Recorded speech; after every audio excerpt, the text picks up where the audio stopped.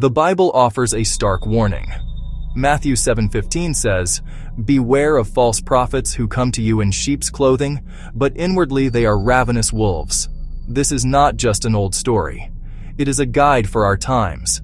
It tells us to look past the pleasing words, to watch the actions. John 10:10 adds another layer to this caution.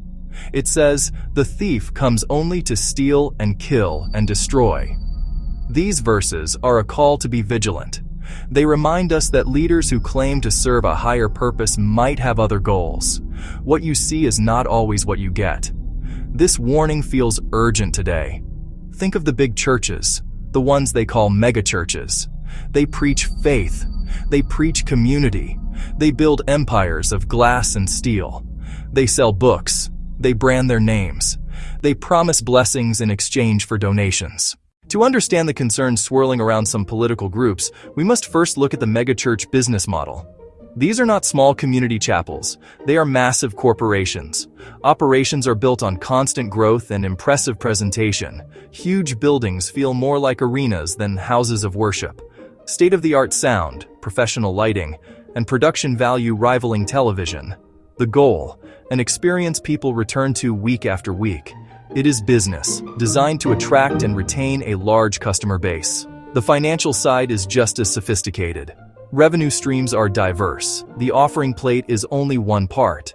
Many operate large bookstores, sell media and branded merchandise. They host expensive conferences and sell tickets like promoters. Some add cafes, schools, and other ventures on sprawling campuses.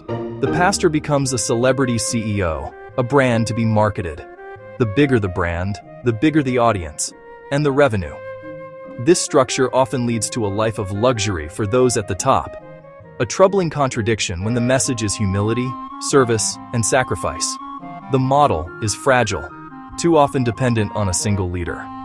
Complex webs of nonprofits can obscure money and mask mismanagement. Now, let's shift from the church to the political arena.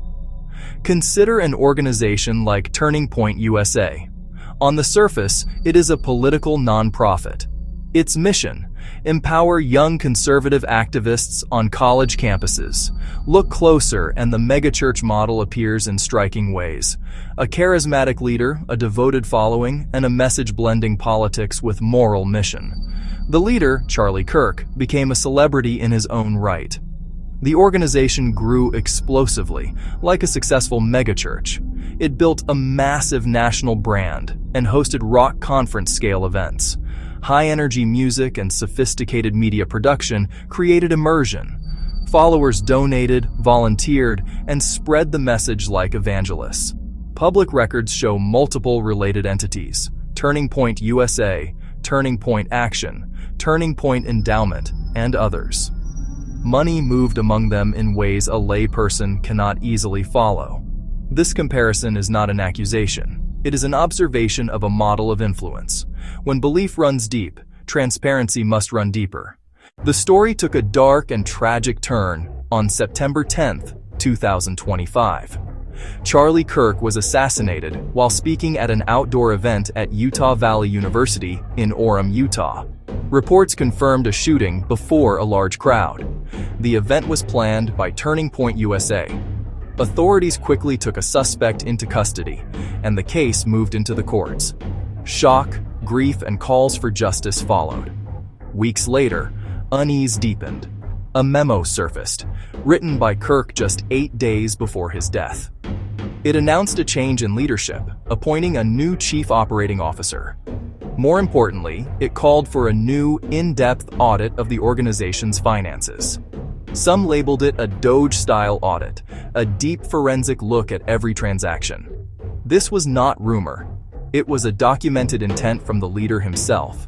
In his final days, Kirk was concerned about the financial state of Turning Point USA.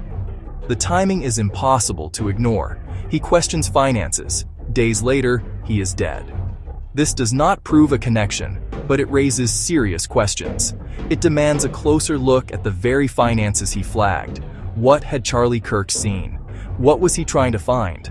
The memo changes the narrative beyond a lone gunman, toward potential internal conflict over money and power. Following Kirk's final wishes, independent researchers examined Turning Point USA's public financial records. They found troubling red flags rather than clear answers. For fiscal 2024, filings for several related entities appeared missing or unusually late. In a network built to work together, missing reports obscure the full picture. It's like solving a puzzle with half the pieces gone. Available records show large sums moving between entities. In 1 year, over 8 million reportedly moved from the main nonprofit to America's Turning Point. Such transfers can be legitimate, but demand high transparency. Analysts flagged payments to independent contractors. One contractor was listed at a strip mall address. On-site checks found no clear evidence of operations. Public records tie the company to a powerful state senator and former TPUSA communications director. Large payments to a politician-owned entity at an unclear address raise serious questions.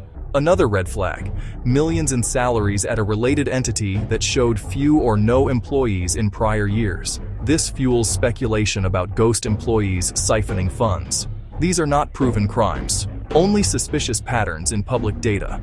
They're exactly the irregularities a deep forensic audit should investigate.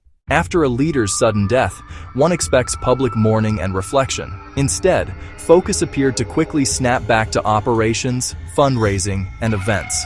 Online, key voices sounded defensive, dismissing calls for deeper financial scrutiny. Rather than honoring Kirk's request for a new audit, some insisted annual audits were enough. To many, it felt less like a grieving community than a corporation managing a succession. A chorus from within the movement. Commentators like Candace, Owens, and independent journalists began asking hard questions. Channels such as Wolves and Finance dissected the 999s and flagged specific red lines. These concerns echo what Kirk himself appeared to signal. Candace and others represent a call for openness to counter the narrative that their concerns are conspiracies. Her steadfast insistence on transparency stands as a moral compass. Shine light into the darkness, honor the man, and demand integrity from the movement he helped build. Today is January 13th, 2026. Months have passed, and the most important questions remain unanswered. The official story says finances are in order and audited annually, but public filings show bright red flags: unusual transfers, questionable contractor payments, strange salary expenses. Above all, they ignore their founder's documented wish for a deeper look. The silence is deafening. This is a test of integrity for a movement funded by belief and sacrifice. Transparency is not an attack. It is the foundation of trust. Leaders have a choice: dismiss concerns or provide verifiable answers. Open the books for the deep, independent audit Charlie Kirk wanted. Publicly release complete audit results and relevant work papers. Fully explain missing or late 999 forms. We call on law enforcement and the Arizona Attorney General to review public records and assess whether an official investigation is warranted. Beware of false prophets. Passion is not enough. We must demand integrity and protect the flock.